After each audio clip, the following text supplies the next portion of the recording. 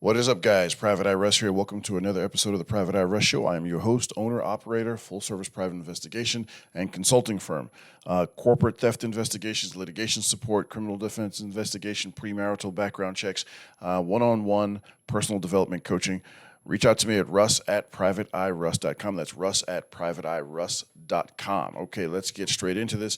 Well, first, before we get into the video, I want to thank all of you who have subscribed. Thank you so much. Bless you. But still keep your foot on the gas pedal. Like, subscribe, share. It doesn't cost you anything. It's pivotal to help grow this community from the ground up. All right, and so we already have a little bit of resistance just because some of the topics I talk about benefit men, and the system is not set up to benefit men. So like I said, I've been suspended on X on multiple occasions, and I don't even curse. I'm not threatening anybody. Nothing bad, but I put out information that some people don't like. They don't want you armed with the truth. They don't want you to be savvy in your dealings with women so you don't get taken advantage of. Women can learn from this channel as well, too, about how to behave equitably. And I'll even, I've actually coached some women to make themselves better prospective life mates for high-value men. I've actually done this successfully for several women. So I can help both sides out. Mostly this is going to be for men's edification. So anyway, let's get into this. The title of this is some of the dangers of, this is about dating app robbery. Okay, so let me go ahead and set the stage first. This is a client. I get a call.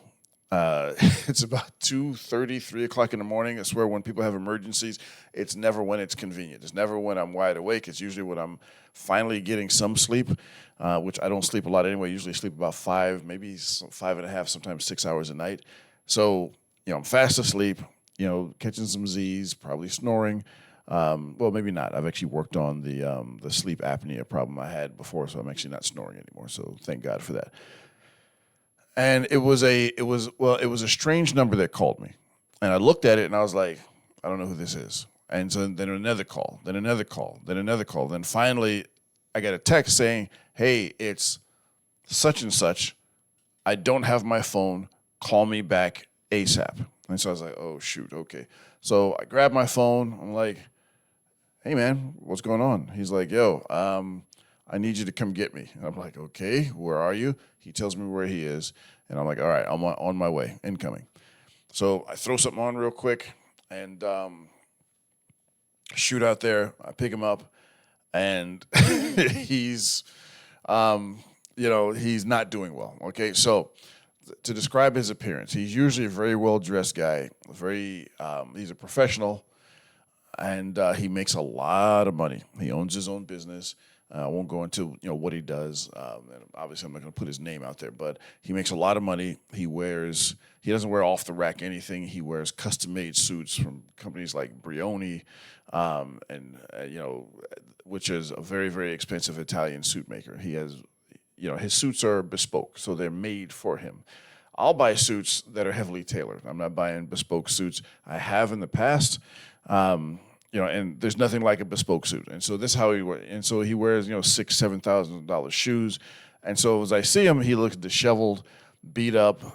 He's got the beginnings of a black eye, and his lip is busted. You could tell he's been bleeding a little bit. He had blood on his shirt. He wasn't wearing a jacket. And so he gets in my car. I'm looking at him like, okay, I'm sure you got a really, really good or maybe expensive story. Do I need to take you to a hospital? He had flagged somebody down, and they let him use their cell phone so he could call. And so he's like, well, I went on one of my apps, and as soon as he says I'm driving, I just start shaking my head. He goes on apps, dating apps, but it's with a twist. Okay, so he uses dating apps to meet women, but not meeting them from the traditional standpoint, we're going to go on the date, okay? He's meeting them for the purpose of hooking up or linking up. There are some dating apps that are kind of de facto, kind of morphed into really kind of escort sites. Instagram has turned into that with the Instagram models, but also to some of the dating apps. I'm not going to put the name out there because, Instagram, they don't care what I have to say, but some of these dating apps, who knows? And so he'll meet up, and he is one of the Darksiders. If for those of you who don't know what a Darksider is an individual, a man typically, who engages sex workers, right?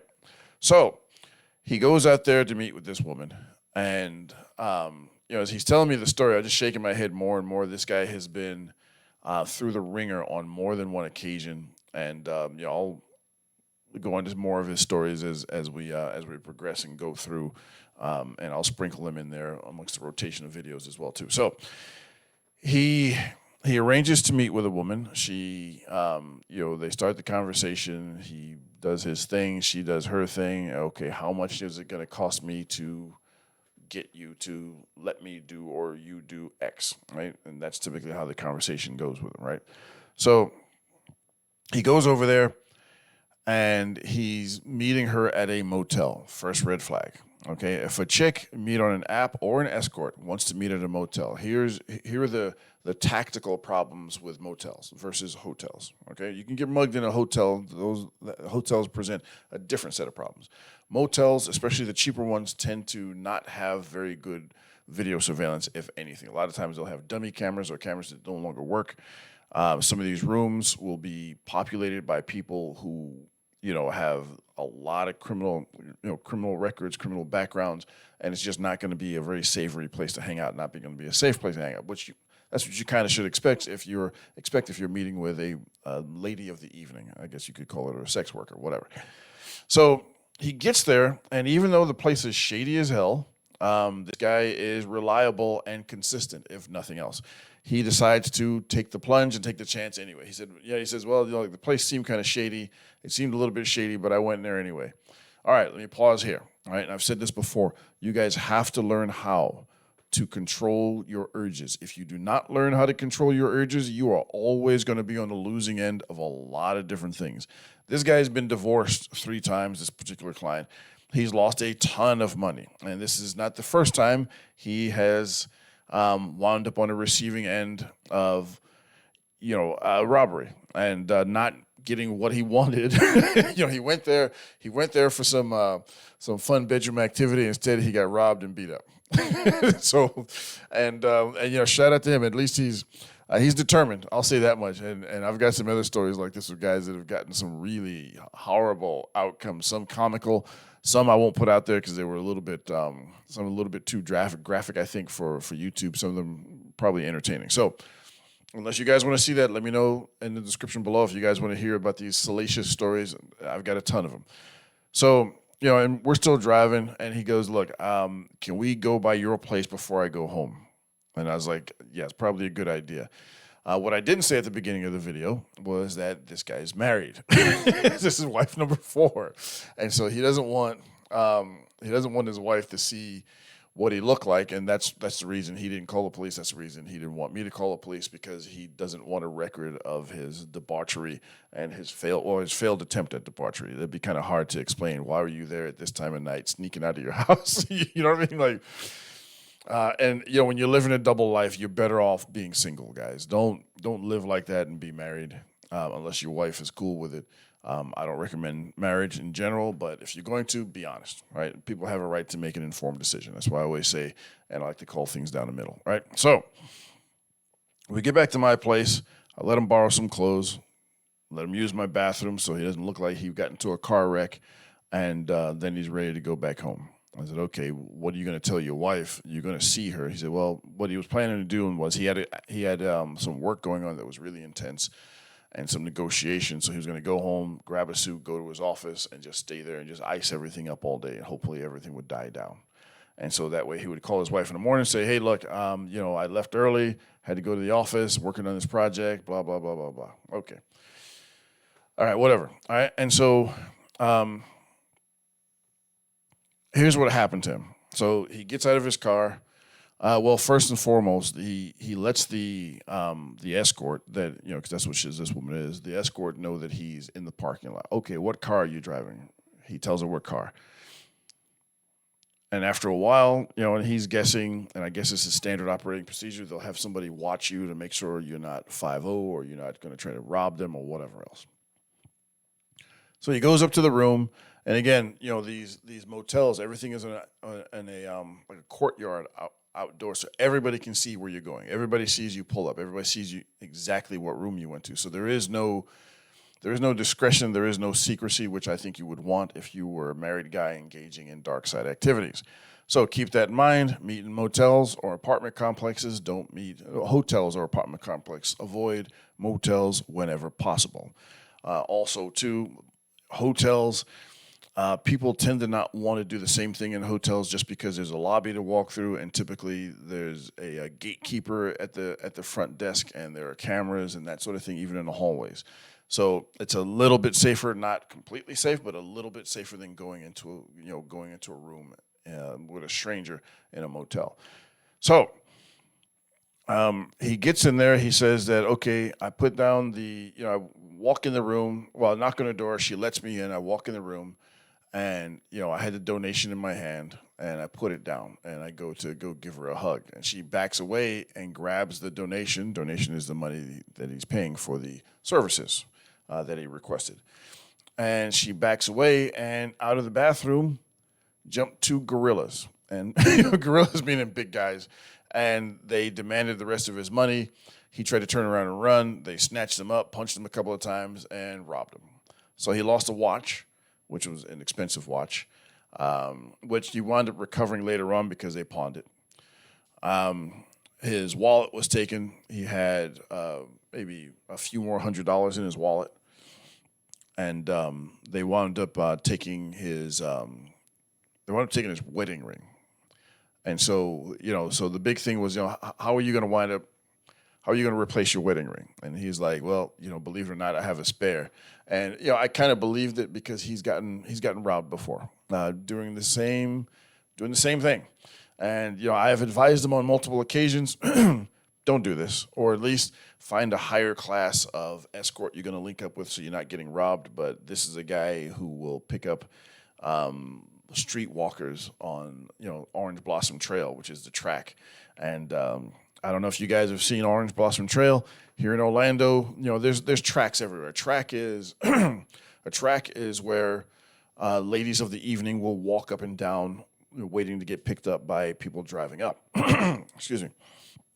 And so he'll engage in stuff like that. I think for him, it's more about the risk than anything else. If I had to diagnose him, I'm not a psychiatrist or a mental health professional, but that's just my take. And I've even talked to him about this. I was like, look, man, you've got too much to lose. You got too much going on. Why engage in this? And he just doesn't seem to want to stop. Or maybe he can't stop. Maybe he's got a problem. I don't know. And so he's got to, redo all these things, get all these things together. And, we have to put in a report. And I was like, we got to put in a report for your watch. And he was like, okay, for the watch, that's fine. I'll just say I lost it or something like that. Whatever. It's like, that's on you. You got to do what you got to do. But my advice to guys would be this. Number one, I'm not advising or advocating anybody use any sort of sex workers, escort sites, but some of you are going to do this. So if you're going to do this, do it in a safer way as possible. Number one, never do anything in your car. Most guys who get caught and arrested for these things are doing it in their car. Don't do it in your car also, too, because if she has accomplices, your car, you're stationary, you're probably going to be in a very vulnerable position, probably going to be somewhat at some stage of being disrobed, and you're completely vulnerable. You can't fight with your pants and your drawers around your ankles, right? So don't do that. Don't go to motels. Motels are a trap. They are a potential trap, and a lot of guys I know have gotten robbed and mugged and beaten up like this guy did in motels. Now, he tried to run. He didn't really resist him or try to fight back. It might have been worse because he is not a fighter at all.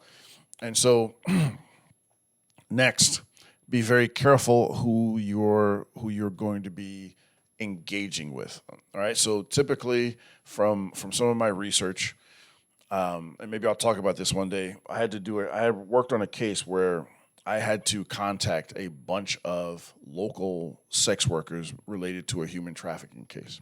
No, I wasn't engaging them or contacting them for anything else. I contacted one that I knew that was a CI of mine, and she introduced me to a bunch of others. I told them exactly what I was doing, and they were actually very happy to help. And so one of the things, and I like to sit down and talk with them, and so one of the things they said that guys should do to remain safe from law enforcement or other things is look for reviews. Apparently, there are sites that review women of the evening. I know some of them. There are forums that do that. I'm not going to put that out there. But also Google the number, do a reverse image search of the ladies, because what I did was he sent me the link or sent me some screenshots from this woman's profile, which was deleted later on, but he already had screenshots. And if you do a reverse image search, you'll be able to find out whether or not this person is who they say they are. A lot of times when people are trying to scam you, they will use someone else's pictures, probably someone famous. People use adult entertainers, well-known strippers, and and so on and so forth.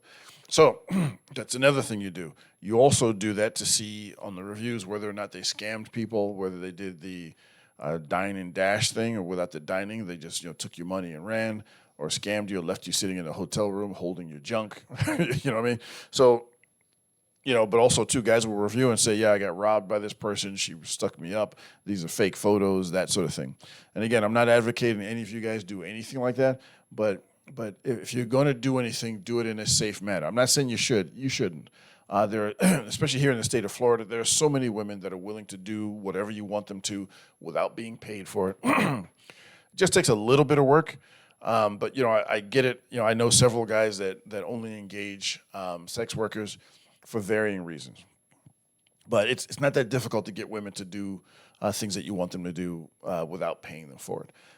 And all the stuff that goes along with it. Imagine if you get arrested, the shame to your family, your name, your kids. If you're married, your marriage is over if you get caught, because one of the first things they do. Look, if you guys want to see something that you don't want that will discourage you from using sex workers, do this. Go to YouTube and search Sheriff Grady Judge. He's the Polk County Sheriff. I think he's been there like 30 plus years. Whenever they have, and they always have these big stings, a lot of them are geared towards catching PDF files. You understand what I'm saying? But there are also a bunch of them that are geared towards catching just regular Joe Schmo that wants to get his rocks off. And they will put your picture up and your name and tell your profession. And they will call your spouse or significant other, and they will inform her that you were out there trying to pay for some fun bedroom activity.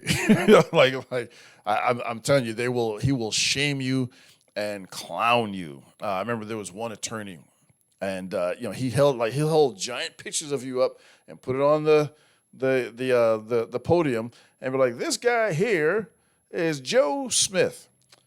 Joe Smith is an attorney, and this is exactly how he talks.